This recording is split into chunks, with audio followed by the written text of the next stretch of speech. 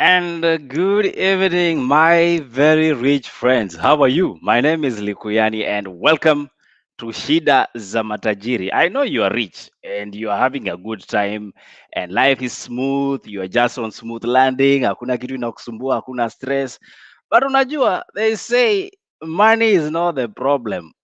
Problem is how you and I decide to use it. That's why all my rich friends are joining me tonight, including one and only Frida Nguku. Good evening, Frida Mambo. Oh my goodness. Good evening, Eli. How are you doing, my rich friend? The money. I see the money. You Frida, see it, oh, yes, Frida, yes. have you ever visited one of your relatives and then they tell you, tonight there's no dinner. Unaamka asubuhi, your cousins wananukia chapo. Chapo. Yes. Si ugali. Unajua chapo takes a process kupika, Eli. Exactly. So kama anamka akinuka chapati, jamani, when did you guys cook this thing? Where was I? I'm telling you, that's how unfair life is. Because at the end of the day, it's about the rich people. And you know what? Money runs the world. So let's get this show started. And if you have not joined and you're watching us from all the other streams, I can see 38 of you on live. Thank you so much for coming. But let's do this. Unaona your handle liko hapo, TheArtsinHeart official. Go there. That's our YouTube channel. Get in as we start this show. Because tonight, us tunaongelea mambo za shida za matajiri ama ni shida za matajiri. See you in a moment.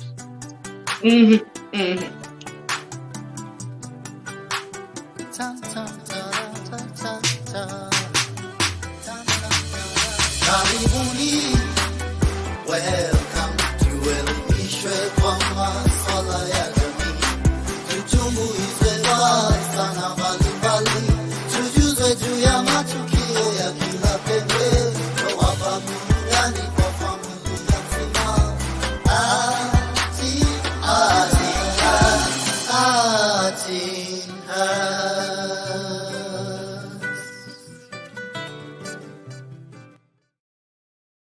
Haya, kuna kitu imefanyika hapo na nimeona. Imeona niko hapa. Girls Talk happens on Wednesday, but hapa tuko mambo ya shida za matajiri. Harun Mushiri says awesome. Thank you so much for joining. Najisare anasema jana I miss you guys, but tajiri mkuu I'm here. Thank you so much. So Frida, you know, for a long time we ignore the obvious conversations. The obvious conversation is when we are very broke, sisi wana unyenyekevu sana. We can even call somebody boss. We can call people sir. You know that scenario. Mkurugenzi, you know.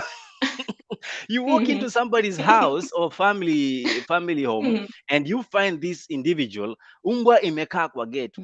Badala ya kusalimia mdosi mwenyewe kwanza unaanza na umbwa unasema habari mkubwa. Habari mkubwa. Na ni umbwa unaongelesha. This is what money can do. Money humbles one. Money. Inakufanya manze unanyenyekea. Unanyenyekea.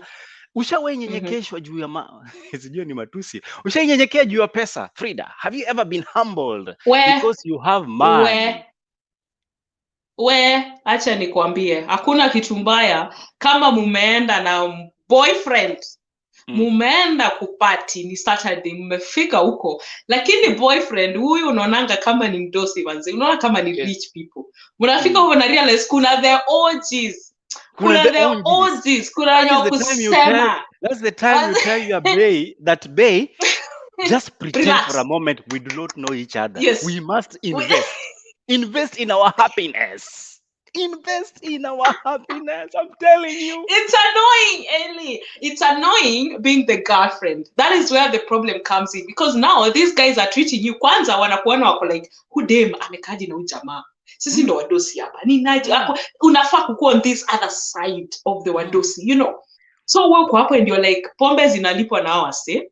So inabidi unanyenyekea, una realize kumbe I have not been dating a rich guy. Kumbe you people are matajiri huko kwenu. Unajua unaweza kuwa matajiri huko kwenu kule Western, lakini And the manze levels, ukirudi the huko levels, the mjini. levels are different, my dear. And why are these levels different? You know, you get to land, unapata soft landing. Say soft landing. Yes, soft landing. Ile Soft landing. Wajaluo. Yes, soft landing. Unaitwa baby and all those kind of sweet names. Unaona, sweet for nothing words. Later on, we'll Yes. be bringing another rich friend of ours, all the way from Keroke, Kisii and all those places. Atuambia venye alianza kuuza mandizi, alifikisha wapi biashara. But for now, let's focus on our rich friends. And the point of interest tonight, I'm trying to understand, Frida. Why is it after money attacks your pocket, Yes. all of a Yes. sudden you unajaa kiburi? Change. Badala ya kunyenyekea unainua kifua kama njiwa. Sijui Eli kama ni pesa inakuanga imekubadilisha ama ni kitu umekuwa nayo ni ile haukuwa na uwezo wa kuweza kutoa hiyo kitu, that thing that you had, right? So because I feel like who you are without money somehow is the same person you become with money, just that now the degree goes high because kuna kitu inaitwa kuifanya nini, ina accelerate so we can see it more. Unaona? Ni kama mtu mwenye amekuwa akidrive kagari mzee anaendanga mbio lakini gari haiwezi fika hiezi enda sana. You mileage iko chini. Let's not talk about old cars here because I know old cars they can go mileage. All you need is to give it the right acceleration. Ni kukanyaga pole pole. Now that acceleration is not there, Eli. That acceleration is not there. Now give the same person a car. When I say a car, gari za matajiri. Si matajiri in quotes sasa. Tuongee about matajiri. And then anashuka uko like, boss, I thought you are a slow driver. What's happening? So pesa inafanyanga una accelerate zile vitu zenye umekuwa ukiambia Mungu ukinibariki. Unajua ukiwa una pesa unaambia Mungu nibariki. Ukinibariki tu, manze nitasaidia maskini. I'll go out there and touch the those who are sick. I'll help the homeless. So my rich friends, I'll help the homeless. why is it that all of a sudden when money comes your attitude change? And that is the question I want us to help each other understand tonight, because your attitude towards how you deal with people, environment, and environment, I'm referring to everything around you. What happens to your attitude? All of a sudden your time ndio unanunua paka. But the problem the other day I was learning, apparently wewe na paka yako mliambiwa ukapata peer pressure put you on the wall. You decided that this peer pressure is making you acquire a dog. That's zinaitangwa ziko na jina. So Corona happened. What is the name of those reports? I'm trying to remember that. Can you tell us kwa comment? Watu watuambie. It's Chihuahua. They are always those two dogs. White Chihuahua. Chihuahua. Very tiny. They are called Chihuahua, Eli. They're called Chihuahua. Here in Kenya. You feed them. They never grow bigger than that size. Now, these Chihuahuas are a good example of the wrong decisions we make when it comes to money. I'm not saying Chihuahuas are anything, have anything wrong about them. They are cute. They are beautiful. If you could change them into roasted meat, you will do that. But I'm not asking you to eat Chihuahua. No.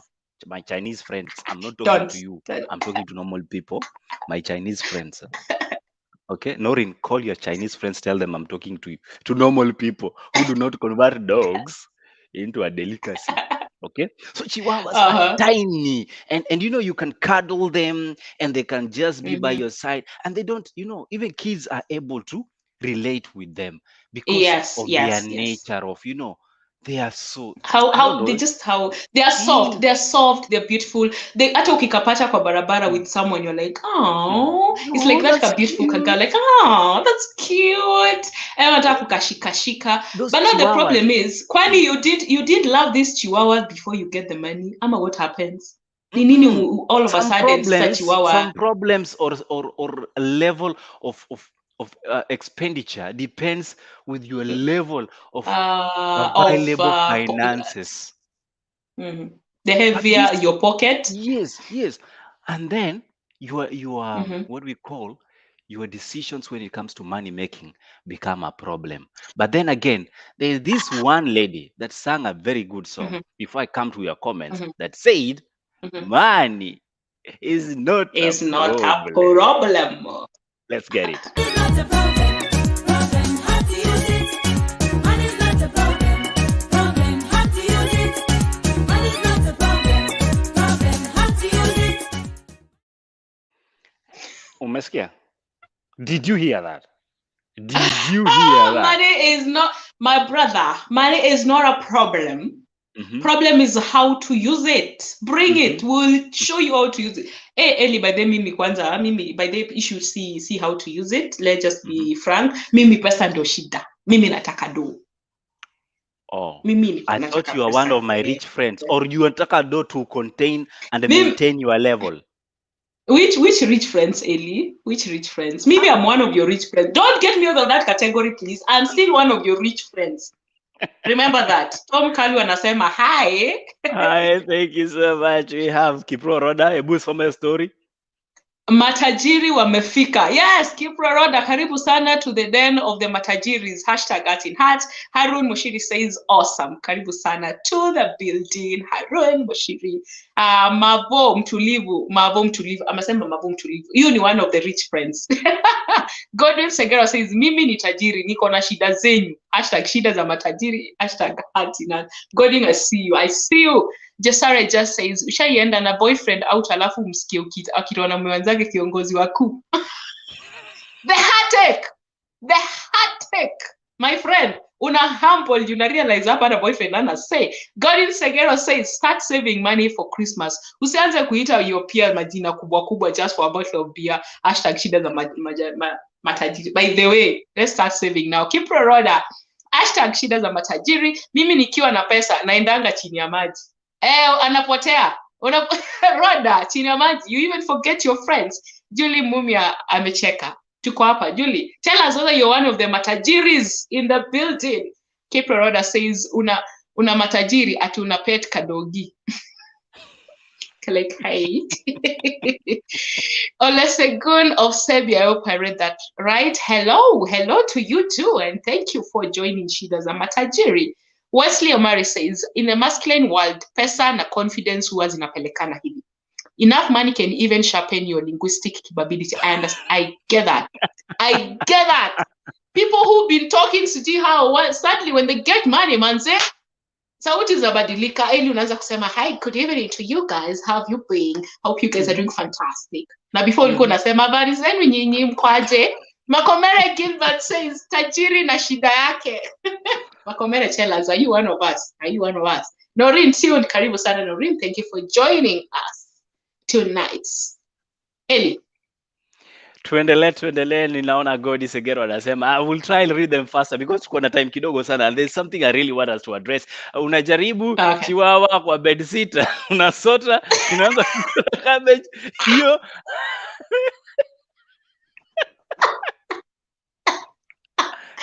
Bala chiwawa inakaje kwa bedsitter. You guys can read that, right? You guys can read that. Right? You people are cracking me out. Yes, I agree with that, and thank you so much. We have break it. So, Mavaju, tushazoea bottom up. Okay.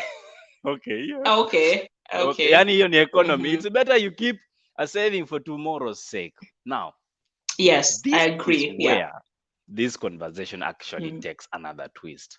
You know, Frida. Nimekuita mara ngapi? Mbili. Yeah, tatu nimesave kama savings. Hiyo tatu nimesave kama savings. Sawa. Savings za future. The problem we have in our society today, we are a YOLO generation. Unaelewa? The problem is we have taken that YOLO so literal that we live so carelessly in everything, including our finances. You know, my fellow rich friends, let me tell you one thing. Kuna katabia fulani huwa kana kushika, and that is katabia. Tabia is some habits. You know, there's some habits that they start growing. And when you start growing those habits, you need to see them as red flags. The habit of Brother, nitumie tu so saa hizi in 1 hour na kurudishia. Ndakuwa nimekurudishia ikiwa na 50 juu.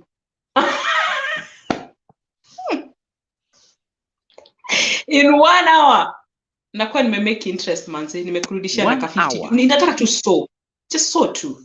Hata bank inapeanaga pesa lakini si for 1 hour. Yes. Imagine mtu anataka kuchukua hiyo so na kupea na 50 bob juu either interest rate. Now tell me where they're getting the money from. Now, You know there's that this- gives us Go ahead, Frida. that gives us this question of, okay, it's 100 bob. It means you don't have it. Most of the time is that you don't have it, or because I'm not looking in the case where you have some money and you want to add 100 so that you're able to buy something. I'm not looking at that case. I'm looking of a case of I need 100 because there's something I want to do with 100 bob, or probably 150. Then the next 1 hour, I'm able to give you back your 100. Chances are, wherever I'm putting this money is a risk. It's a risk. I am not sure that 100 is going to come back. And You are putting 100 risk. bob sounds, listen, Eli, 100 bob sounds like kidogo money. Nipe so.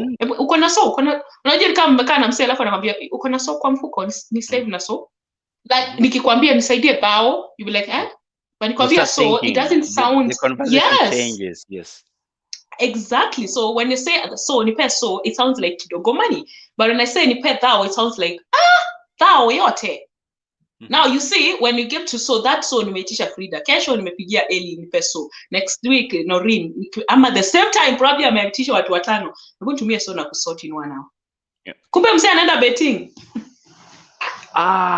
You got it. You know, there's that new pandemic that we were calling the betting pandemic, and unfortunately, it come to the level that the national government had to come through. You know, because this thing was becoming so bad that the youth man could not do any other thing other than kuwekelea bet. So we are living in a lifestyle that we are betting our lives on anything. And when I say our lives, it's literally that we will choose not to work hard, but we will choose to wekelea bet. Mtu kama mimi saizi nimewekelea bet. Like in the next 1 minute, Nyanduko anaweza apia kwa hii show. Hiyo ni kichwa. Hiyo nimewekelea kichwa. Wewe beti yako ni nini? Itakuwa GG ama what will be the take?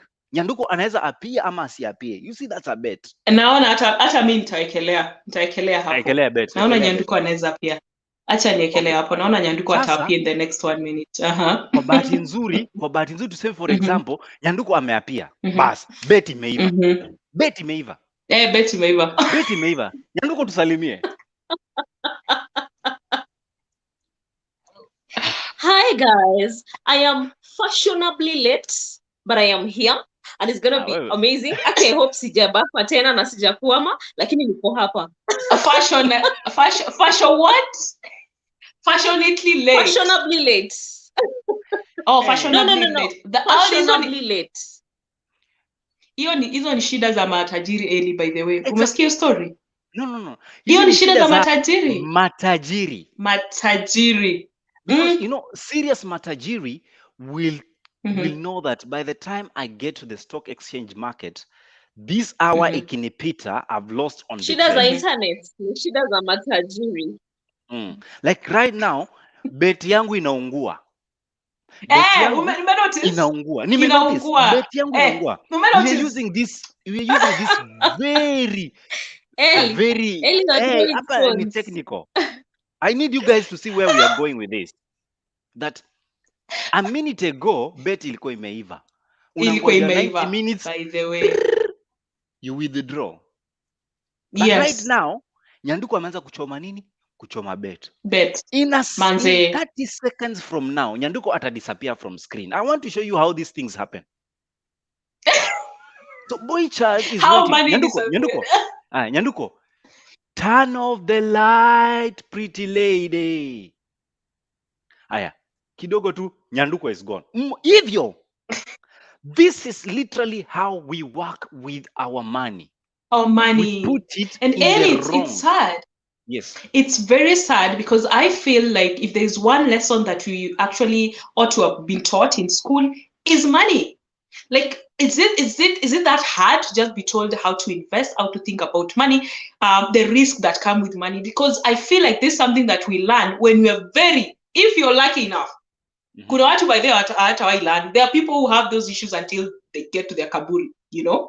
But then there are those who get to their late 40s or late 30s wakiingia 40 ndio ana learn. Hey manze, ndio unaanza kufikiria ile time nilikuwa campus, ile pesa niliweza. Ile siku yenye nilikuwa sijui naenda, ile pesa niliweza. Don't you think it's something that we actually need to be taught when it comes to how to invest our money and where to put our money? Because watu wanaweka pesa, watu wamebet school fee. Umebet school, her whole school fee, and it goes. You know, Frida, it's one thing to even be taught about money, but I believe the biggest discipline, rather, I just said it, the biggest lesson we all need to learn is discipline. Discipline detects. Frida, you are working. The first thing that comes after your salary are your basic expenses. Yes. And the basic expenses in this case, ninaongelea, is your rent paid? Yes, hizo ndio shida za matajiri tuanzie hapo. Hizo ndio shida za matajiri. Shida ya kwanza ya matajiri, rent. Because you know you can sleep hungry but you can't sleep outside. So rent number one. Unless unafanya kazi ya usiku. Hata ya usiku inahitaji mahali pa kujificha. Exactly. Are we together? Yes. Now, there's one thing I've learned over time, and I'm not saying this because I am in a place of abundance. No, that's not what I'm talking about. I'm talking of this because, you know, unlike the society we live in, back in the African society and somewhere here in Western countries, you know, your bill comes first. Yes. Because it's very easy to get blacklisted. And we think it's common sense. Oh, yes. And we also assume it's common sense.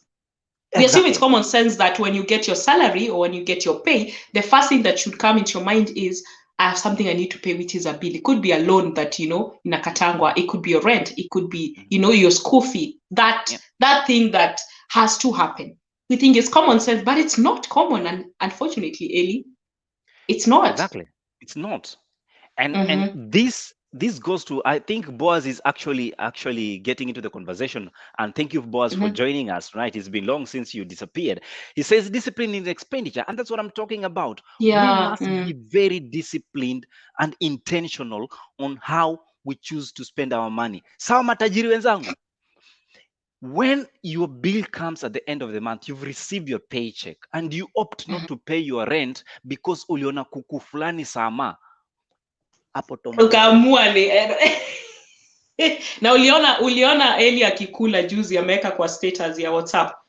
Like leo nao ni mimi. Leo ni mimi hata mimi. And I will show you people that have earned salary. But Eli, now that you're talking about expenditure, right?